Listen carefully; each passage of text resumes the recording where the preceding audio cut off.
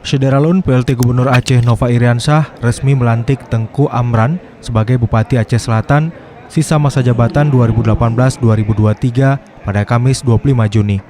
Tengku Amran merupakan wakil dari Bupati Aceh Selatan, Azwir, yang meninggal dunia pada Senin 2 Desember 2019 lalu saat melakukan pemeriksaan kesehatan di Rumah Sakit Nasional University Hospital Singapura.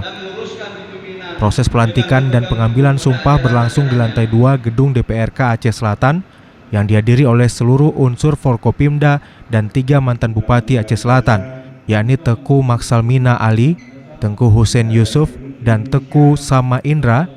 Juga tampak hadir Bupati Aceh Barat Daya Akmal Ibrahim dan Wali Kota Subulu Salam Afan Alfian. Dan menjalankan segala undang-undang dan peraturannya dengan seluruh-seluruhnya dan penyerahan surat keputusan. Pelantikan dan pengambilan sumpah bupati ini berlangsung dalam rapat paripurna yang dipimpin Wakil Ketua DPRK Aceh Selatan, Tengku Bustami, dengan menerapkan protokol kesehatan.